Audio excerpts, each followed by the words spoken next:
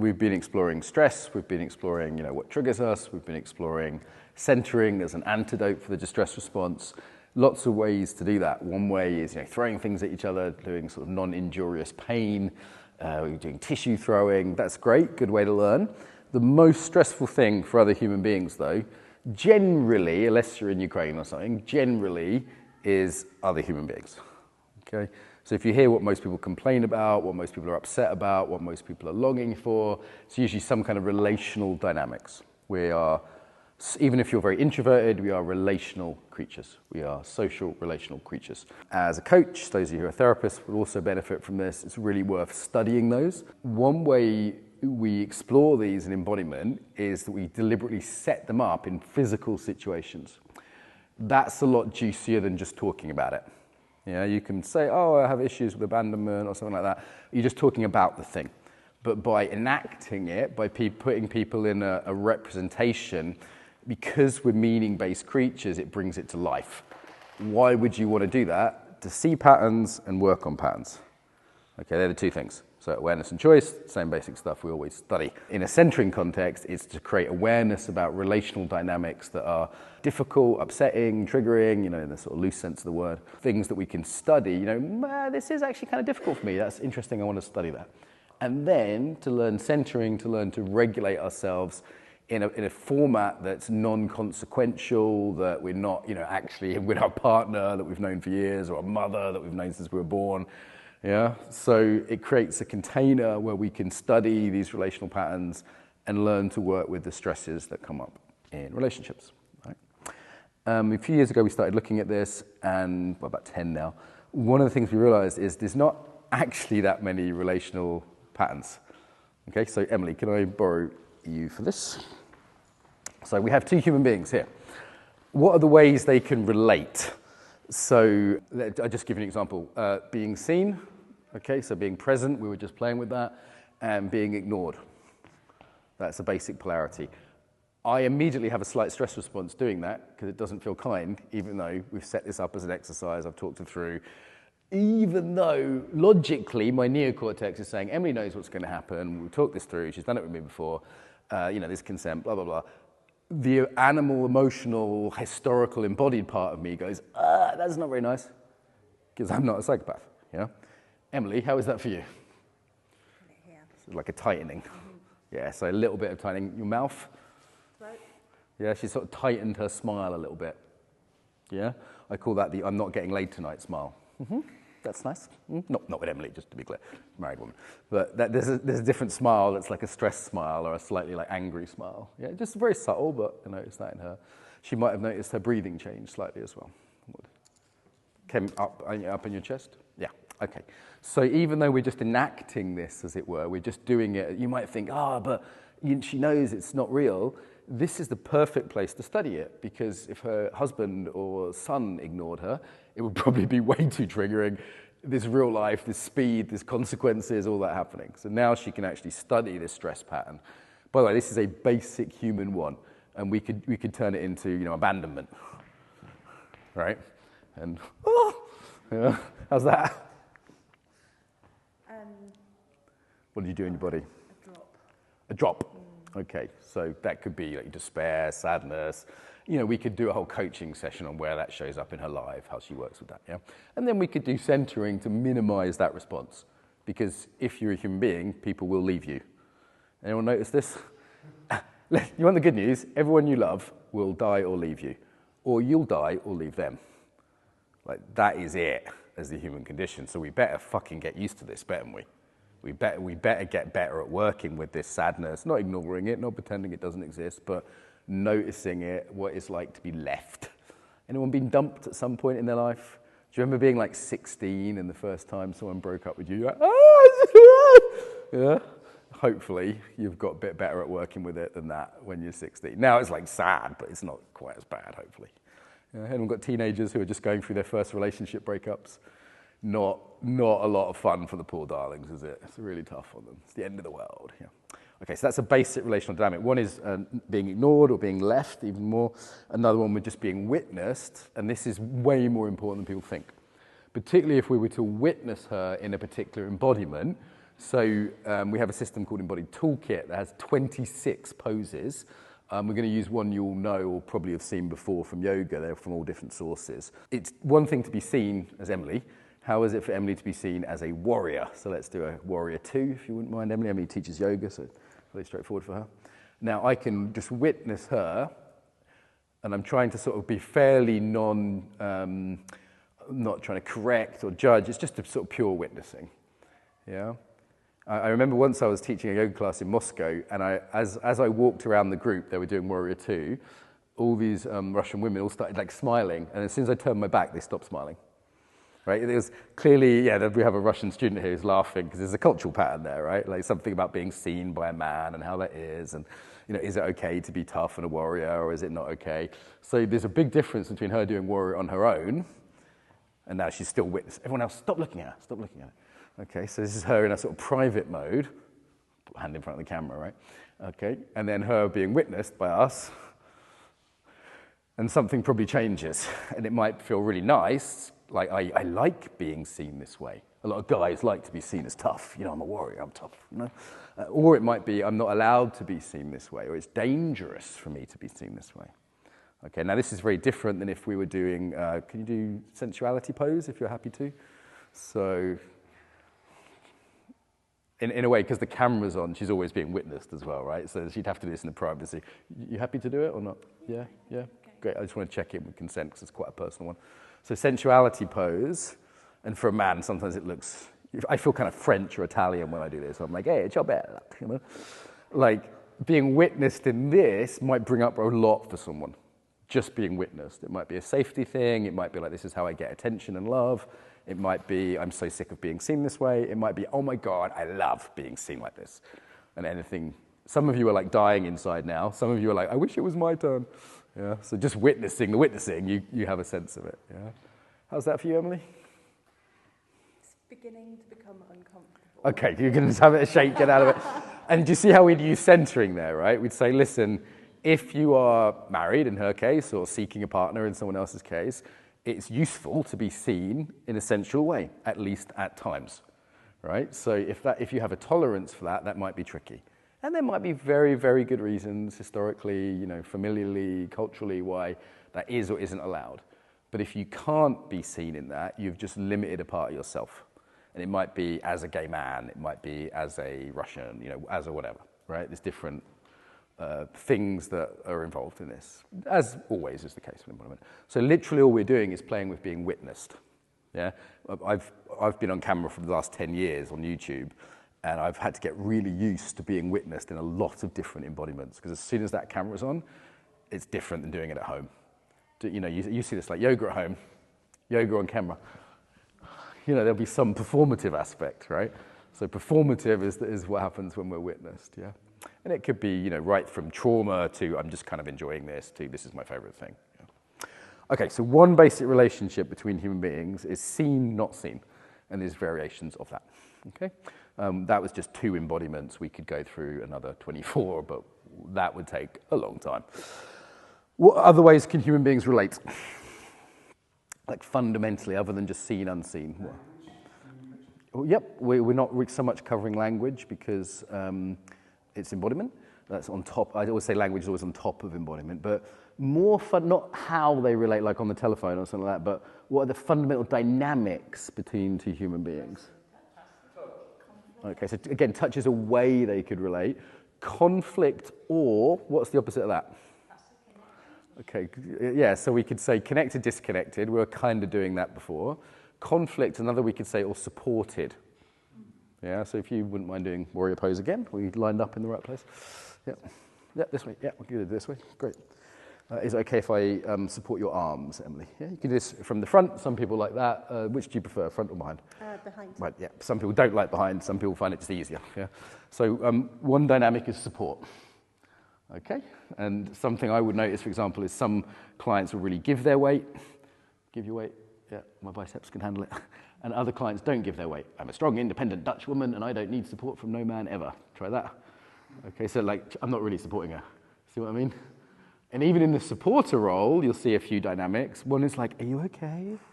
Yeah. And another one is, I've got you. It's more control than support, right? Some yoga teachers are like that, aren't they? You know what I mean? They're quite controlling, not really supportive.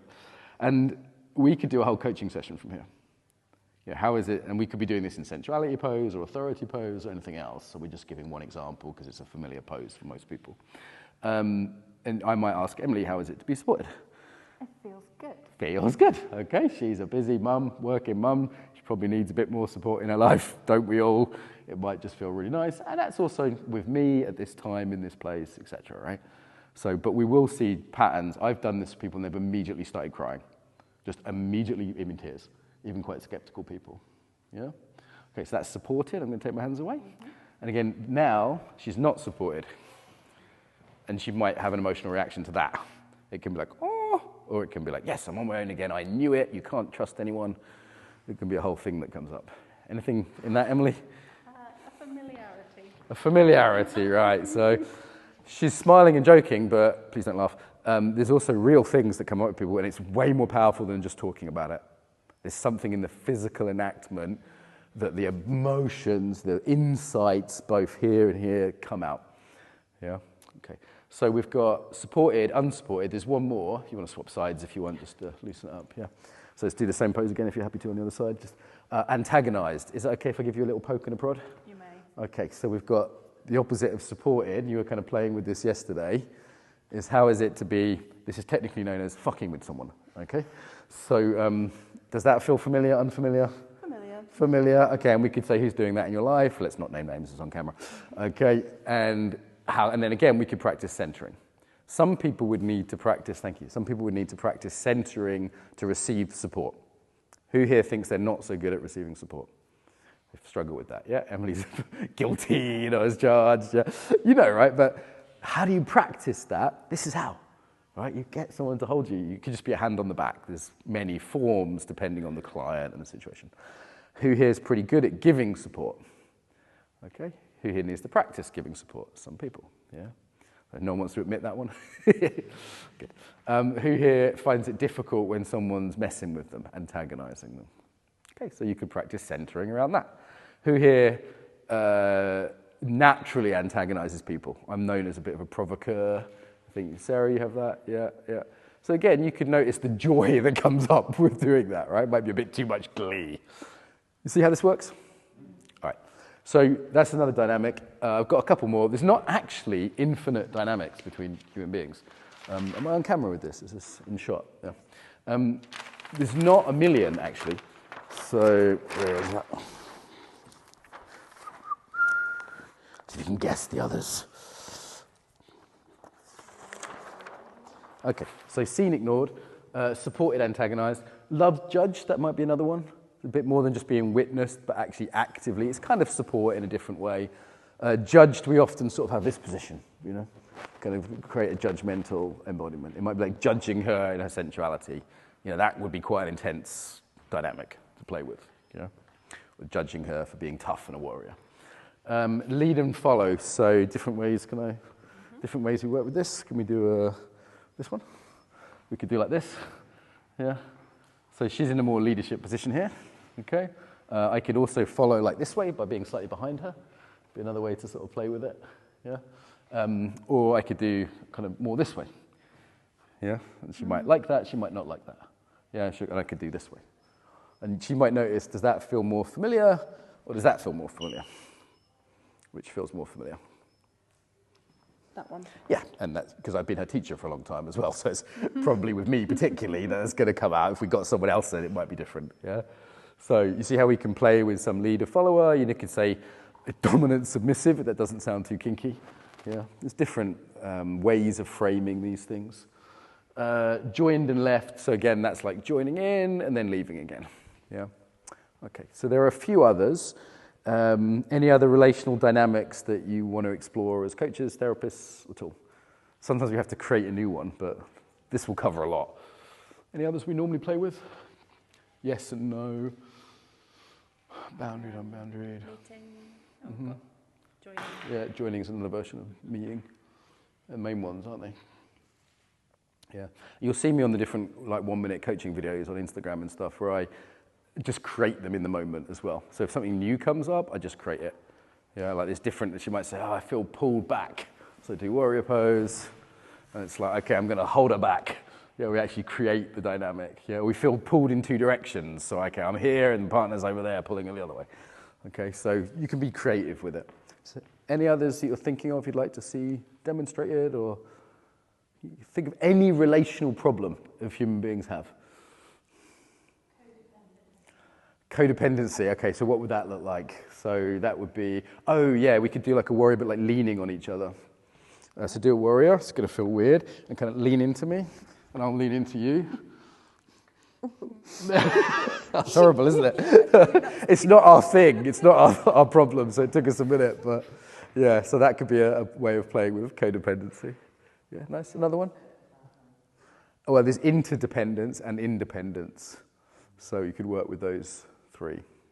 Yeah. Cool. So interdependence is like together, but not leaning on each other. And then independent is like you're doing warrior, I'm doing warrior, like in different directions. You know, some marriages are like that, right? They're in the same house, but they're not really a team. Just I'm going this way, you're going that way kind of thing, right? Anyone's relationship feel that way? That's very different than we're aligned and we're maybe mutually supportive. You know, there's some sort of sense of going in the same direction, mutually supportive, but we're not. Yeah. No. Notice your emotional responses, right? Your heart just opens immediately, like, whereas the others, you're like, ugh. Yeah, and this is depending on your own resonance. Some of you are like, oh, I wish my marriage was like that, and they feel sad, and you know, other people, you'll see it, and you'll go, yeah, my marriage is like that, that's great, it's nice to see. Yeah. So you'll also notice your longing. Does that make sense? Yeah, so we have antagonism, we have our stress response to something. Someone who's very independent, like someone who's got an attachment style that's very avoidant, is going to feel like just doing this one, they're going to feel that's too much, it's going to be stressful. Yeah? So what's stressful, but also what you're longing for, both of those are off-center. So we talk about fight or flight, but in Buddhism they talk about grasping as well as aversion, which is fight or flight. So you'll feel the longing, which can be healthy, and then it can be really off-centered. Oh my God, I want that so much. Yeah. Any other relational dynamics? Do you see how there's not infinite, right? There's only so many. When two human beings meet in the street, hello, Emily, how are you? I can be messing with her. I can be, oh, do you need anything? I can be supporting her. I can be just listening and witnessing. I could be like, yeah, let's go get cakes. I could be like joining her. Yeah, I could be following her. Where do you want to go? You want to go to a movie? Oh, okay. That's just what human beings do, right? There's not many more. I think there's probably another pair I'm forgetting that's in my book, but I didn't bring it with me today. It's another book. So, any other things you deal with clients, with relational things? I mean, there's other ways, like sometimes we use this model a lot. Yeah, so here we could have dominated, leader, follower, yeah, here, controlled, how is it to be controlled? Sleazy finger, we haven't done that. I don't want to do that one. You can. Yeah, so this is sleazy finger, okay, just to make sure the angle's right. Okay. So, this one's going to sound a bit taboo, and some of the therapists might be in the angry comments on YouTube with this one. You can choose to make your dynamic flatter or spicier. Okay, what do I mean by spicy? More sensual, sexual, but it doesn't have to be a problem. Like I can flirt with a gay man with zero intent of there ever being any sex. Okay, or I love flirting with like little old ladies because you can't get cancelled for that. Yeah, and they know that you're not really trying to have sex with them, and everyone's having a nice time, but it's spicy. Does that make sense? Yeah. So there's absolutely no reason you can't, do a warrior that's sort of like, yeah. You can do it like, can I spice it up a little bit? Like, she's married, but it's like there's a little bit of spice. And there might be an ethical limit for that with a client. Obviously, consent's important here. Relationships super important. Context is super important. But how do you work with that dynamic if you just, what most therapists do are like, sex is bad, we don't do sex. Yeah? And it's like, well, yeah, obviously ethical behavior with your clients, but don't deny that that is a dynamic that can exist between people. And if we're not working with it ever, then no one's going to have any skill with it. If we just make it this taboo, it just comes out sideways. Yeah? So I flirt with audiences all the time when I teach. It's not a problem. You can just put a little bit of pepper on that dish, You know what I mean? Yeah. All right. Some of you are, oh yeah. Used to live in Brazil. They know what I mean. Okay. Any questions? Okay, so let's have a chance to practice. Find a partner, someone you're comfortable with. Pick any of those dynamics. So it can be turning away, leaving someone, joining someone, leading, following, any dynamics. I think, yeah, let's do that. So just make sure you and your partner both agree and you both agree to what's happening. Right. Thank you.